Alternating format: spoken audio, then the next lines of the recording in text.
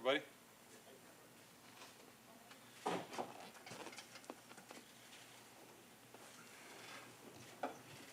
Okay, guys, we'll give us some words from Jon Mike Mayock, and then we'll open up for questions. We have mics on either side of the room.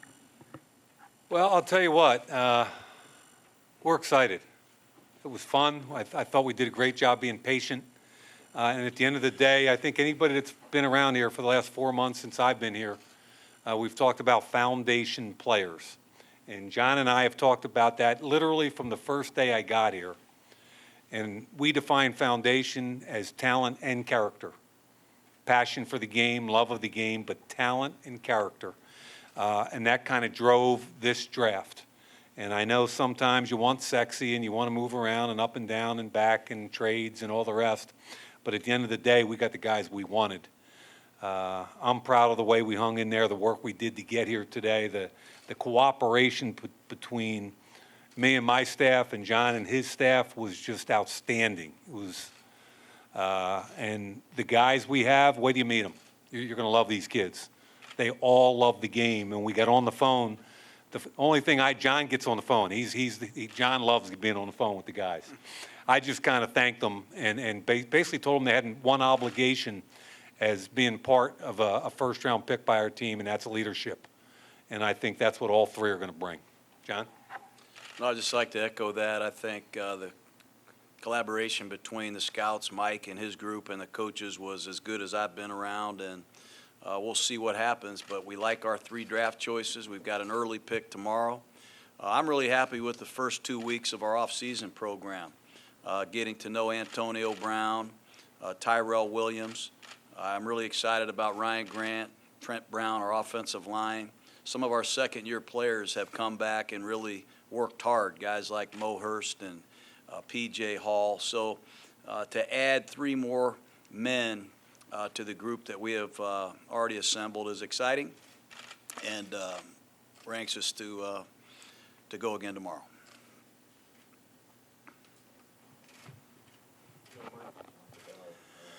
Foundational players in terms of talent and character, but it also looked like with the 3 picks you made today, these were all very versatile players in terms of bringing different things to what they do. How important is that? It's very important, especially in the division we play in and the offenses we play in some cases. So a guy like Farrell can play either side of the line of scrimmage and kick inside. That was important for Paul Gunther. As far as Josh Jacobs, the explosion, quickness that he brings, and remember, if you're going to play for John Gruden as a running back, you got to pass protect and you got to catch the football. And this is a 3-down back. He's explosive, he's tough. We've watched him pass protect, and he's got really good natural hands. So he brings versatility on the offensive side. And John Abram, we watched him. He was supposed to play against us in the Senior Bowl, and he couldn't because he was hurt. But he can play down on the slot. He can play back in the post with LaMarcus Joyner also. We added in free agency. We're excited about our ability to have some flexibility on the back end with Carl Joseph also. You talked about being patient. Was there ever a point that you guys considered making any sort of move? Well, I think, well, you get phone calls and you have to make some considerations. You make phone calls. At the end of the day, we didn't think there was anything of enough value to cause us to change our plans. Farrell told us that he was surprised he was picked as high as number 4. Why did both of you think he was worth that first pick? Look, it all goes back to there were flashier players that other people may have had higher on their boards, teams may have had higher on their boards. On our board, it was he and Bosa at that position, okay? Right next to each other at that position. So we pretty much, we knew he'd probably be there. It wasn't like, everybody else had all the big names up there. But John and I went in this morning and just kind of double-checked everything, and he was our guy. And again, he checked all the boxes. He's going to be a 3-down player. He's 267 pounds. He's a captain. He's one of the best lead. When you talk to the guys at Clemson, they all talk about this kid as being the cornerstone of that defense. So everything he does reminds me of what we want in the Raiders. John, Josh Jacobs was saying that you told him at the combine that you would take him with one of your 3 picks if he was there. Was there a I fear that told you- everybody. John at the did tell combine everybody I that. was gonna take him. No disrespect, but I loved, the performance that this young man had when he got an opportunity to play. I mean, a couple years ago, I believe he won the starting job at Alabama. He got hurt in training camp, and he lost out on the season. And credit Damian Harris for playing great. And then this past season, Damian Harris obviously earned a starting role because of his performance the year before, and Josh Jacobs quietly waited for his turn. And when they put him in the game, it was pretty obvious to me and Mike and everybody else that I talked to that this is the best back in the draft. He's physical. He's dynamic. He's a great story indeed, where this kid has come from. There's something inside of him that, I didn't go through as a young man. And I think he's going to be a centerpiece at some point. I'm not going to put any pressure on him. He's got a lot to learn. But we do have a good offensive line. We've got an experienced quarterback in our system now. And we've got a couple receivers that, if you want to double them and perhaps this running back could do some damage. So we're excited about this addition to our team. He didn't have a heavy workload at Alabama, as you referenced. Can he be like a featured back, and he carry a heavier workload than he? Don't know Yeah. that. I mean, my expectation is for him. If you're listening, Josh, I encourage you to get some rest because we're gonna run you a lot. We're going to give you a great opportunity, certainly. And I would tell you one other story about Jacobs. Right after I took the job, I went to the national championship game because it was right over at the 49er Stadium, and it was obviously Clemson and Alabama. And I went down on the field before the game and doing all the body types and notes you take. And obviously Clemson won the game, but the guy from Alabama that blew me away was Jacobs. And we came back and I watched the film the next day. I cut up 6 plays out of the film. And I walked into his office. I'm on the job less than a week. And I said, John, this could be one of our picks right here. And I showed him 6 plays. And he was like, oh. So that's how long he's been on our radar. And that's the impression he made on me that night. John or Mike, there were rumors that you might move up to number 1 for Kyler Murray. There were rumors that you might be interested in Haskins at number 4. How much did you consider those quarterbacks, and should we take the results of round 1 as ultimate confirmation that Derek Carr is, your quarterback going into the future? We did our job. Our job is to evaluate the players that are available in the draft. And we flew to Dallas and worked out Murray. We flew to Columbus and worked out Haskins. You have to do your research on every player, certainly at that position. But I'll let Mike speak after this on this matter. We like our quarterback. We've been perfectly clear with everybody that's asked us. I'm not going to address all the rumors. I was part of the rumor cycle for 9 years. That's TV and that's internet chatter. But I'm telling you, Derek Carr's our quarterback. And I've said that I think this is the 4th or 5th time. And if they don't believe me, then there's nothing I can do about that. But we've tried to add some pieces to help Derek at receiver, on the offensive line with Josh Jacobs. And I think the better we play defense, the better Derek Carr will be. But we did study the 2 quarterbacks and all the other quarterbacks in this draft intensely for good reason. I'm good with that answer. Hey, Mike, with the reports out there of Marshawn leaning towards retirement rather than re-signing, did that lead a lot to choosing Jacobs? And also, John, does he remind you a lot of Charlie Garner? Regarding Marshawn, obviously a great veteran back that means a lot to this area. From our perspective, we've got to evaluate the best college football players in the country and decide if they can fit in our organization and how. And we were so impressed with Jacobs. We felt like regardless of who was on our team or not on our team, we had to draft that young man. Yeah, Charlie's not quite the size of Jacobs. I think Josh is more 215, 220. Charlie was, as you know, he was a bit smaller, to say the least. But, violent running style, 3-down back, tough. But Jacobs will form his own identity here soon. Mike, your first draft here, just what was the whole experience like for you night one? Obviously, a lot more work still the next couple of days, but over the past week, over tonight, what were the nerves like? What was it like just getting to go through this? I'm not going to lie, I was a little nervous. What was really cool was I had a bunch of phone calls this morning from a lot of GMs around the league who said, enjoy tonight. Your first night as a GM, your first night is with the first round as a GM is a special night. One of the guys said it's the closest you can get to playing again. And he was kind of right. It was kind of, I had more nerves, butterflies than I've had in years. And that's why I got back in it. Don't let him kid you. He was fired up in there, man. he did great. I think I said it a couple weeks ago, not to interrupt, but he's energized the building. Mayock has energized me, and our franchise will benefit from not only tonight but the next 2 days and in the future. Great job, Mike. It was a friggin' blast is really the answer. Mike, before I get to the question, I wanted to follow up on that. Basically ask you if all the preparation, all the drills that you ran, the simulations, do you feel like they prepared you for it? And when you got to that moment, was it like that? Was that how it was? Was it hectic like that? You know, I mean, part of me kind of goes, every team in the league does mock drafts. So all the stuff about us preparing this week is every team in the league does mock drafts to kind of stress the room. I thought what we did was a really nice job.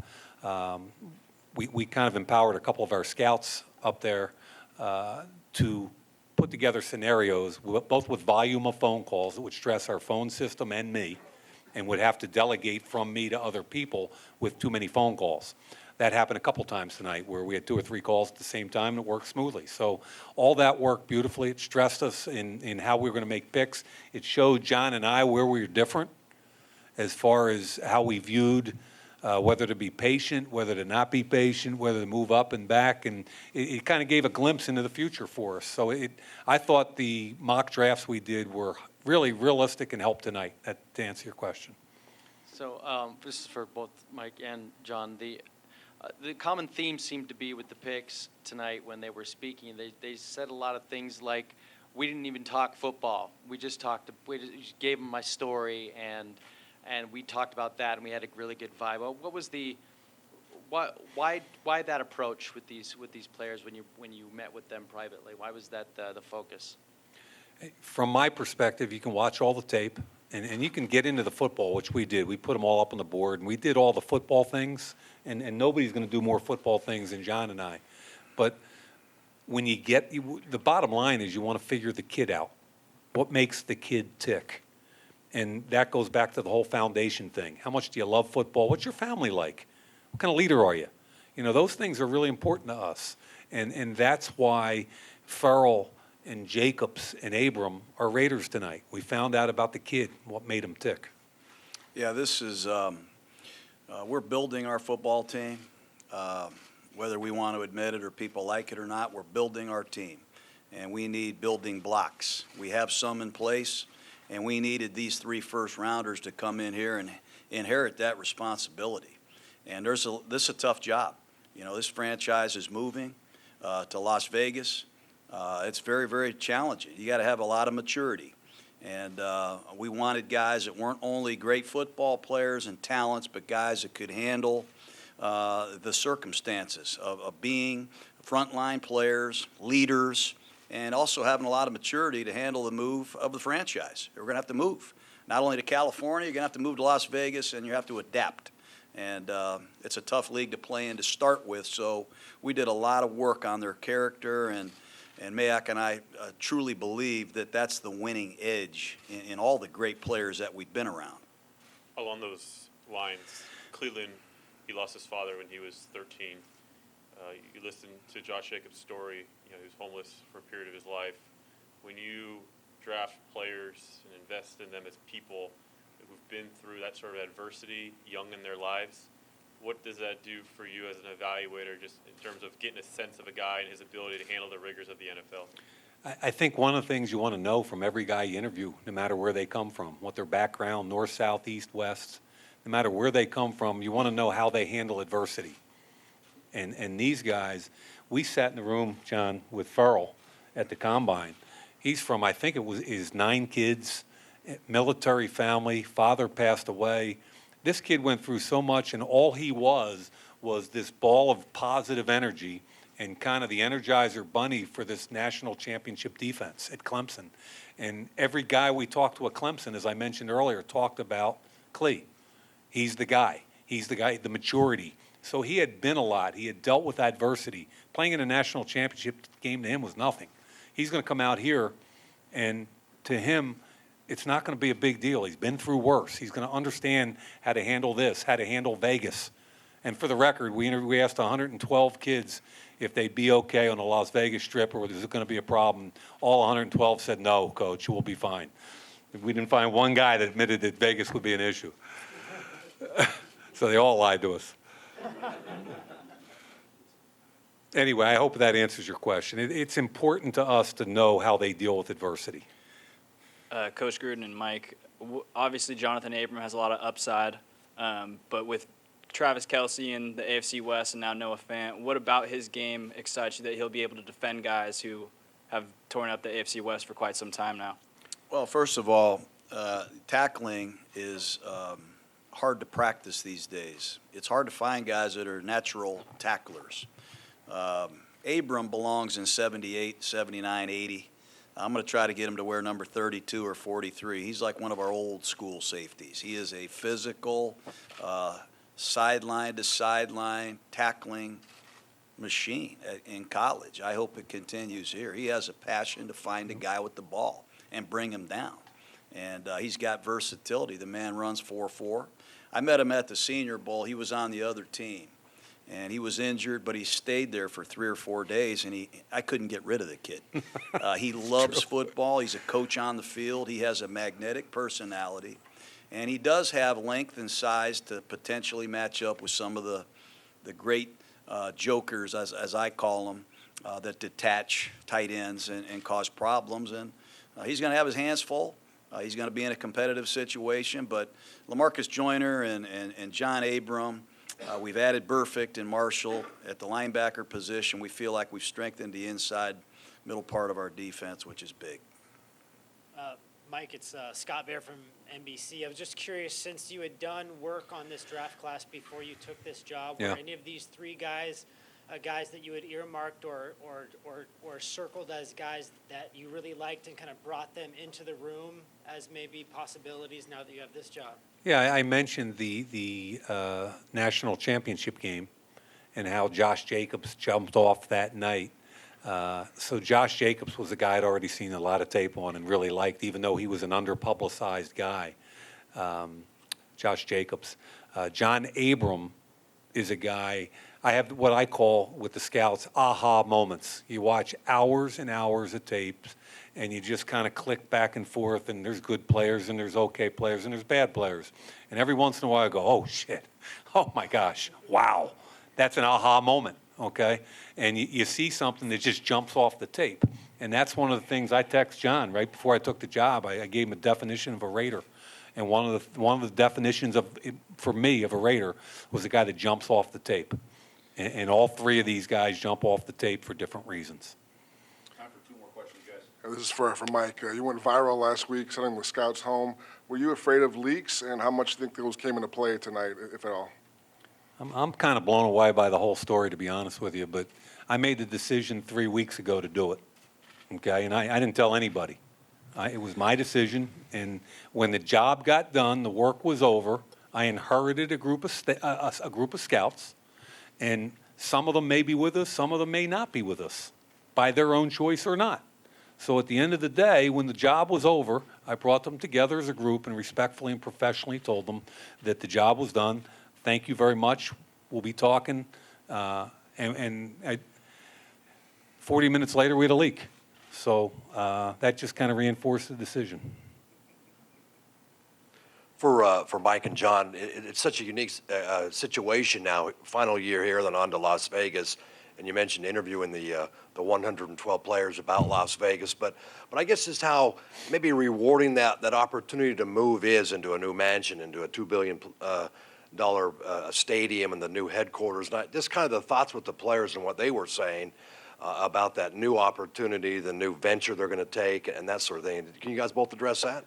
I think first you have to pay respect to the city of Oakland and the history and tradition here. I mean, man, John and I walk through the halls around here, and we talk about the Howie Longs and the Mike Hayneses and and the Stablers and the Blitnikoffs, and both of us are historians, and we get chill bumps. So I think the first thing you have to do is respect what we have here, and I think our players do, and I know John and I do. The flip side of that is you can't let the players look ahead too far. We've got a job to do this year. We've got a lot of work to do this year. We want them focused on this year, and we want to finish up the right way in Oakland this year. So as exciting as the opportunity in Vegas is, me speaking here, I'm trying to keep everybody focused on what we have to do this year. Yeah, I agree with Mike. I think we have a challenging schedule this year. I think the league did a good job challenging us with our schedule, who we play, when we play, and I don't even know where we're playing our preseason games right now, honestly. I do think we're 6 or 7 weeks in a row on the road during the season. Yeah, so John. we have a quite of a challenging schedule. I said when I got here that this city means a lot to me. It's the last year of Oakland Raider football, and I'm going to focus on that. I'm really excited about the future of this franchise, but we've got to build this team, and we've made some real positive steps, I believe, in that direction. We've got to prove that to ourselves first, and to the fans and everybody else second. But there is an exciting day, I think, for this franchise waiting for us in Las Vegas. But at the same time, we have to pay respect to our final year here in Oakland, and that is something we will do. Thank you, guys. Thank you, folks.